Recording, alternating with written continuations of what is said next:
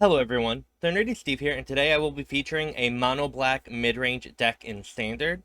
The list is in the description below. I'll talk a little bit about the plan of the deck, and then we'll play a couple of games. So, let's go.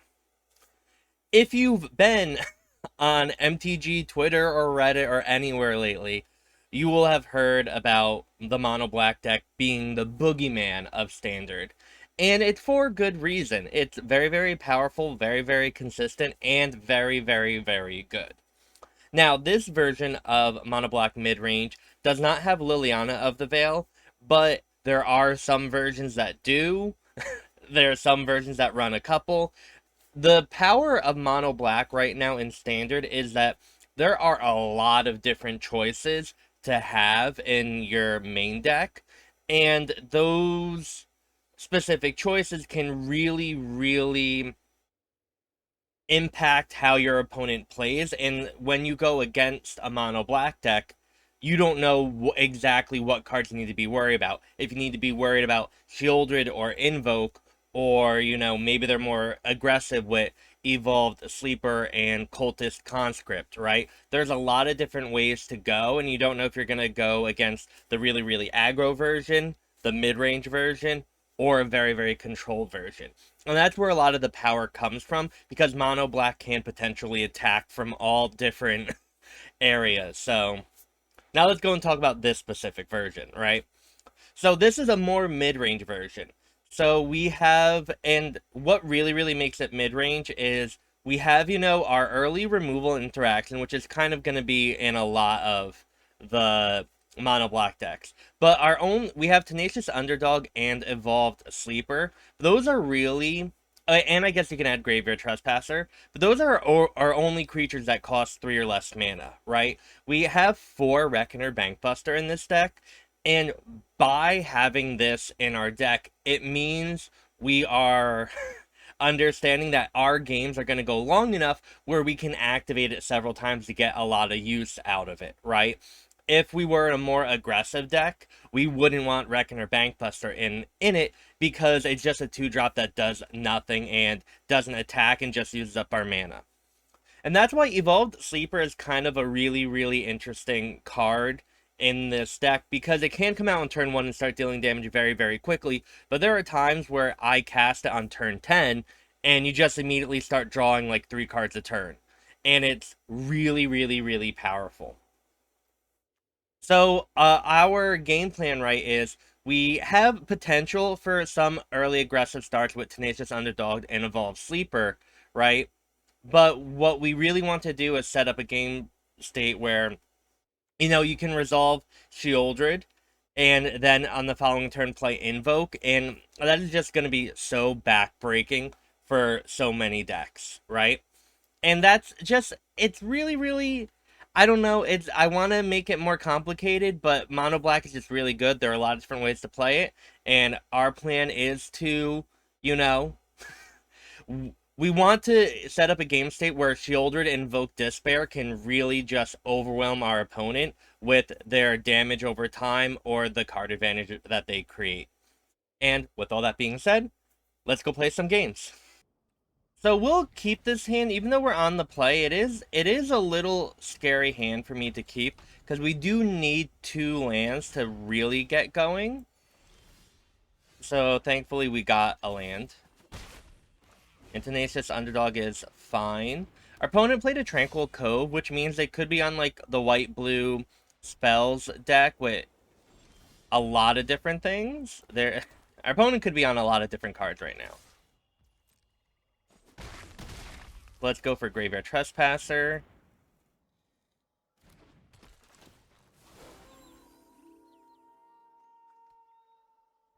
And Impulse. Okay, so maybe a Spells Matter deck, which, we kind of figured.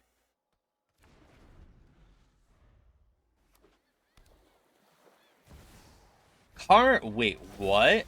Alright, that is definitely not what I was expecting. I think we need to do this. Deal 9. So our opponent might be on more of a white-blue control list. Which, go them.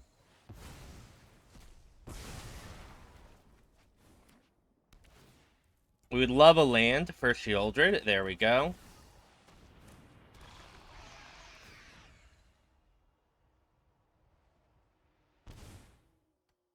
Now, also the good thing here, right, is Sheoldred. We don't want to attack to leave Sheoldred vulnerable to the Wandering Emperor,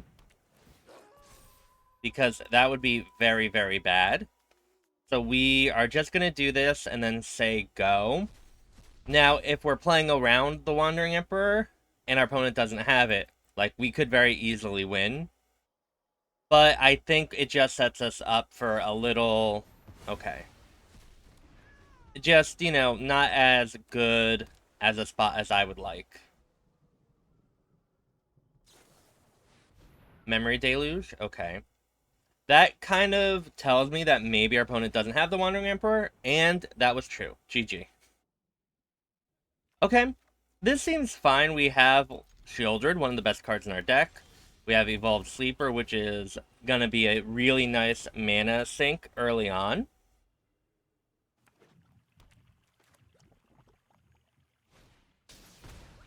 Harvester. Not my favorite thing. I think I want to kill it now, and then we can attack with the Sleeper. Harvester can do a lot of damage. So, killing it now kind of saves us stuff long term.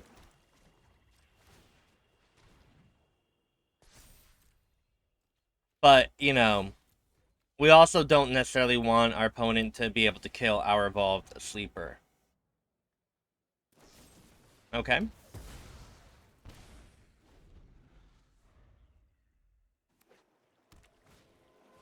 Graveyard Trespasser. Unfortunate, but that will happen. So what we're going to do now is we have Sheoldred followed by an Invoke. A very common play for our opponent to do here would be to cast Liliana to then make us sacrifice Sheoldred. It looks like our opponent had an upkeep stop, so there is removal for Infernal Grasp on our Sheoldred. Again, unfortunate, but expected. Now, during our next turn, we can Meathook for 3, or Invoke. And this is all very interesting. Invoking draws us 2 cards, and makes our opponent lose 4 life. But then if our opponent, we don't have easy Planeswalker removal. If we Meathook Massacre, we gain the life, and we start gaining incremental life over time. But it means we don't have a board wipe next turn if our opponent has multiple creatures out. I think I've talked myself into Meathook Massacring, just because a next turn Invoke is better. With Meathook Massacre out, and Invoke Despair is also much better to have in our hand if our opponent now plays Fable of the Mirror Breaker. And we know that they are on Rakdos, so they likely have it. And now we get to Invoke and get rid of that and that. So it worked out. We talked through the play, and I'm very happy with how we, you know, did all of that. Now we have Evolved Sleeper, which is wonderful.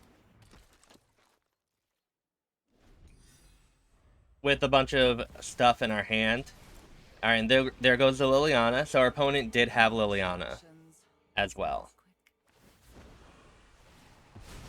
Now this is where we really hope to draw the Blitz creature, Tenacious Underdog. It did not happen. So now we have to figure out what we want to do, if we want to draw first, and I think I do want to draw. Oh, we got the Graveyard Trespasser. Nice. So we get to play it. Drain our opponent for 1. Meathook Massacre will get discarded, probably. But that's also not that terrible, because our opponent will be down a card from having discard with Liliana. That's bad. That's really bad for us.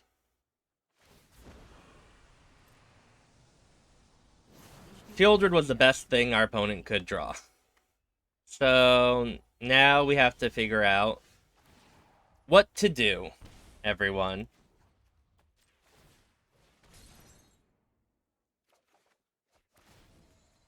Okay. Evolved Sleeper does challenge the Sheoldred a little bit.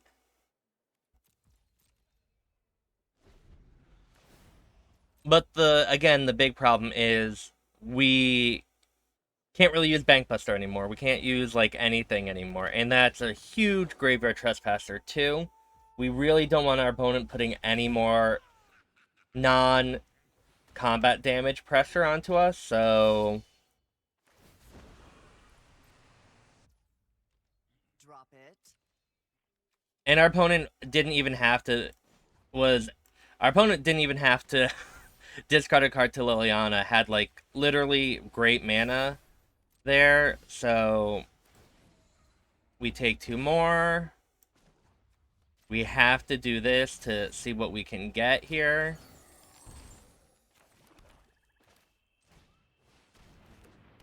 Let's exile that.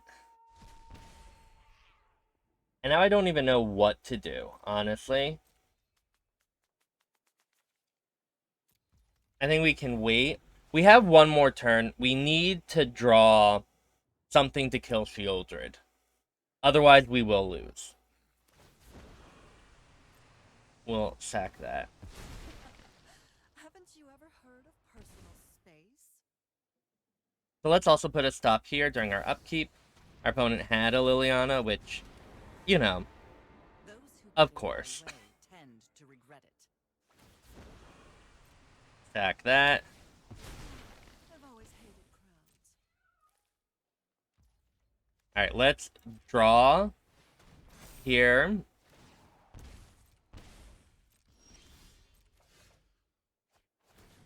We're at 3, and now we can't win, right?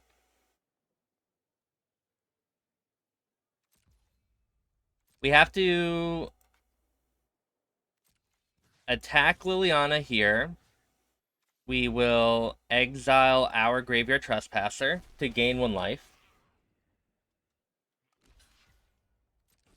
Opponent does that.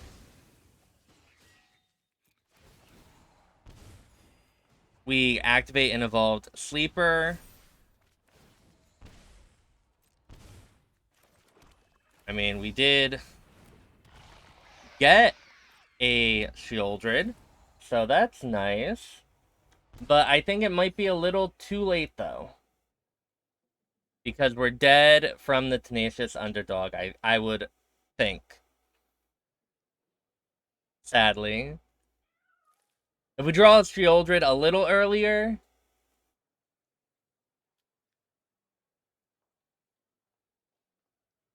But as it stands... Oh, our opponent...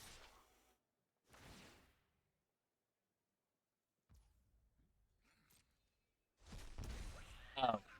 So what's happening here is...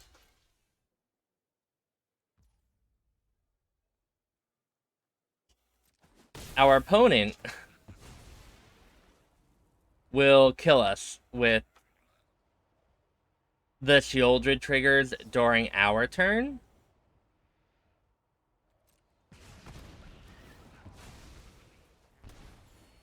Because we draw a card. And then we will lose 2 life before we gain 2 life. Oh, wow. So GG, that was very, very close. Sometimes you can play well, and you still lose. Okay, I really like this hand.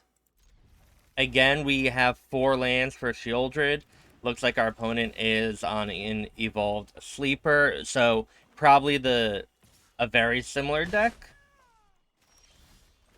Well, Underdog here. And again, as we saw last matchup, right? Sheoldred is such an important card here because there aren't a lot of ways to interact with it, you know, game 1 or just in general. You have Infernal Grasp or a big Meathook or Soul Transfer, so we have answers for our opponent's Sheoldred. So we have to try and figure out how do we want to deal with what our opponent is doing. We have to take this. And by deal, I mean we have to figure out if we want to, yeah, play around our opponent having Sheoldred, and our opponent did. So there we go. We had to make a quick assumption and then go with it. Now, we also have to do kind of the same thing here. If our opponent has removal for Sheoldred, casting this is really, really bad. We'd much rather cast Graveyard Trespasser. But our opponent did use one Infernal Grasp, so I'm hoping, and that makes me a little optimistic that it got to the draw step. Alright, Sorin is kind of really fine for us. Cut down? Okay. You wish to know my secrets? Very well.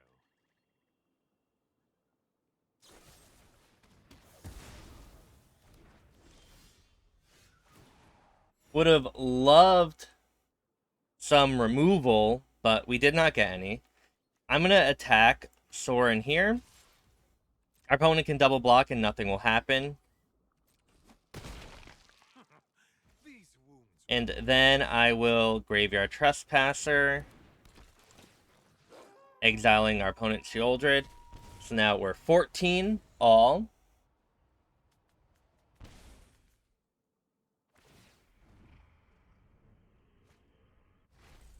Opponent has a lot of... Oh no, that's bad. Something suspicious. That is very bad for us. Again, we really don't want our opponent to kill Sheoldred.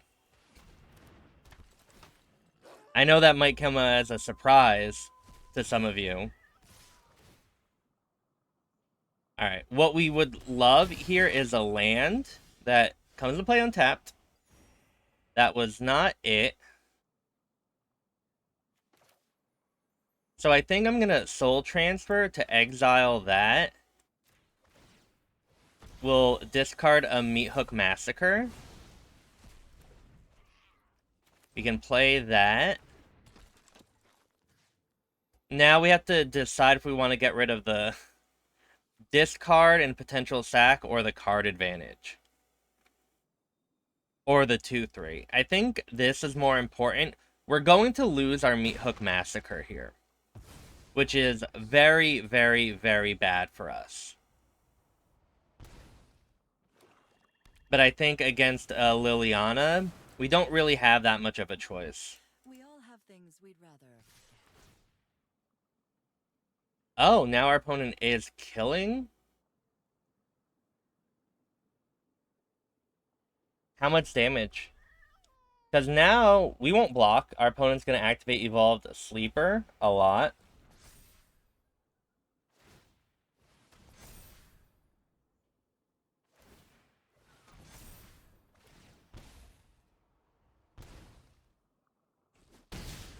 Alright, now I have to do my math. Because we gain 2. We can make this... Can we make it a 3-3 now? 2-2? 3-3. We attack our opponent. Bring our opponent down to 2. And then our opponent will die during their draw step. I would hope. The only thing that could kill Sheoldred during the upkeep would maybe be Infernal Grasp. But that would kill our opponent. So... GG. Well, everyone, thank you for watching me play some Mono Black Midrange in Standard. The deck is very, very, very incredible. Again, we didn't win every game, but the games were relatively close, and there's always a few things you might have been able to do differently. But no, this deck is great. It's very, very powerful. It's very, very consistent. And I would really, really highly recommend it. I think it's probably the best deck right now. And it's just very, very, very good. I don't know what else to say. It it is worth your wild card investment, I think. All these cards are just really, really good, and they're going to continue to be good. It is a lot of rares though, and mythics, but it's definitely worth it and incredible. And there is some room for, customization. We saw a Sorin or a Liliana in the mono black decks. And if you have those, you can probably slot them in and change them out for other things too. They all kind of, are removal or long-term card advantage. And, and they might also be better in different metagames too. So, like, don't worry about that. A lot of cards fill very similar roles in this deck, and it's okay to change them out. You'll still have a very, very powerful deck, but you do want as many Sheoldreds as you want. With all that being said, if you haven't already, like, comment, and subscribing is a great way to help support me in this channel. You can watch me live at twitch.tv/thenerdysteve. And again, thank you for watching, and I hope you have a wonderful morning, evening, or afternoon wherever you are. Bye.